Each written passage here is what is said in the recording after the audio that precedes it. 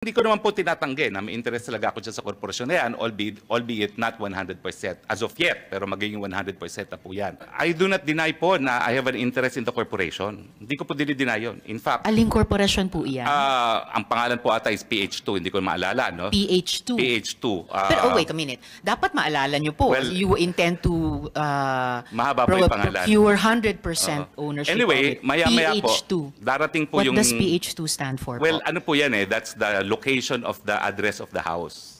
Okay, anyway, maya-maya po... PH2, why? What's the whole address parang po of the phase house? 2, black number, gano'n. Okay, no? phase 2. Pero maya-maya po, nagpakuha ako ng contract of lease para ipakita rito sa komite na ito, no? Na, And sa ngayon po, kayo ang majority shareholder ng PH2? sa ngayon po, hindi. Hindi. Pero Anong kami percentage po, ang, ng ownership nyo? Ay, nako, nominal lang po ako ngayon. No? 10%, 20%? Well, ngayon po lumalabas, ano lang ako, nag-subscribe lang po ako when it was incorporated, no?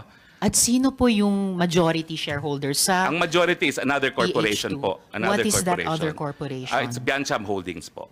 Ano pong pangalan? Biancham Holdings. Biancham Holdings. Holding. B-I-A-N. CHAM. Si Bianchan Holdings. Yes, yes. Ganong kalaki yung majority? Lahat po yan Sold. sa Biancham Holdings.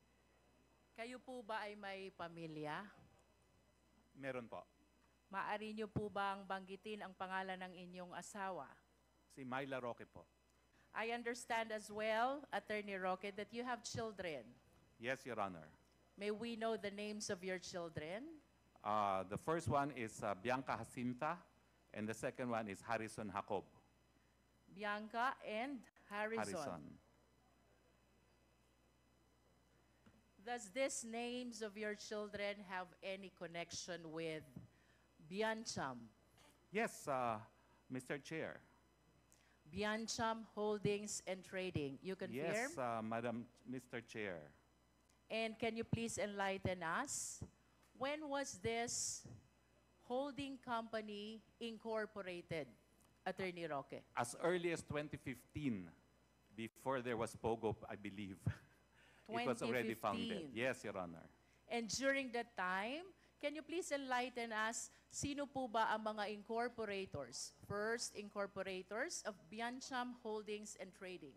That's myself, my wife, my then law partner Joel Butuyan, Eileen Garcia, and one of my staff lawyers who has since passed, Jarmay Garcia.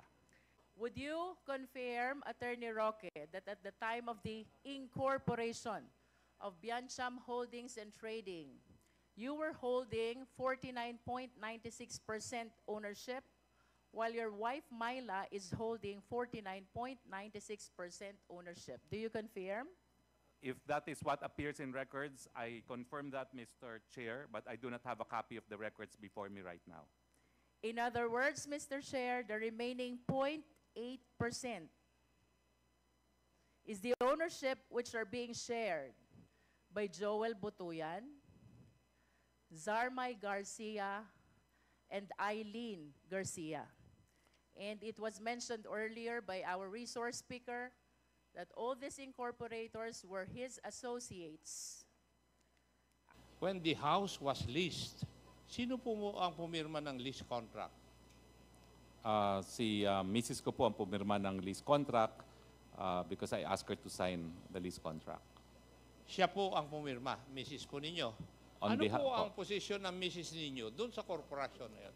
She only signed on behalf of PH2 Hindi po. po yun ang tanong ko. Ang tanong ko po ano ba ang posisyon ng asawa po ninyo doon sa korporasyon na yan?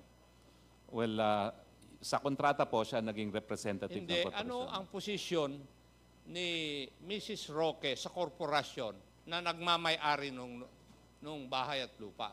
Hindi ko po maalala ngayon kung ano talaga ang designation Mrs. mo niya. siya, hindi mo alam? Well, Mrs. ko po siya, kaya nga po siya ang pumirma.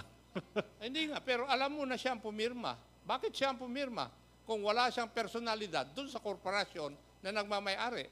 Meron po. Well, I guess siya po yung nagmamanage ng property for lease. At, So siya ang signed. nagmamanage Siya ng property for Opo, lease. opo. Pero ano po ang pwesto niya doon sa korporasyon? Parang wala naman po ata siyang na-specify na pwesto, pero i-check ko po sa papeles.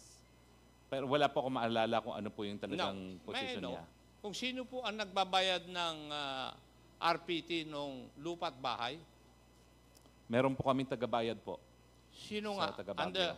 Sino ang kaninong pera ang binabayad? Galing din po sa amin ang pera. Galing po sa inyo. Galing din po sa amin ang pera. Okay. Now, matanong ko nga, meron po bang business permit yung asawa po ninyo? Well, hindi po siya kumuha kasi Ang tanong, wala pong business wala. permit. Pakisagot lang po yung aking katanungan ng Apo. diretso. Wala po siyang business permit, pero siya ang nagpaparenta nung lupa at bahay. Di po ba? Kakasimula lang po kasi. At yung Apo. asawa po rin ninyo ang listed na kasama sa Homeowners Association nung lugar na yon.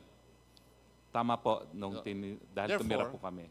May I conclude, or is it proper for me to conclude, Attorney Roque, that in paper, the house and lot belongs to the corporation, pero yung beneficial owner, kayo po? Totoo po naman yan. Sinasabi ko Okay. naman po talaga yan na may interest po kami dyan sa bahay na yan. Yes Hindi. po. Yung may interest, iba yun dun sa ikaw ang beneficial owner.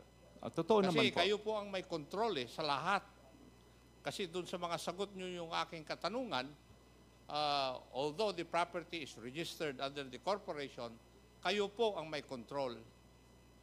At yung sino ang may control, siya ang tunay na may-ari ng lupa at bahay. Well, Di po ba? well, beneficial owner po, totoo naman po yan. O Yes. ibang registered owner. Totoo po. Totoo Totoo. po.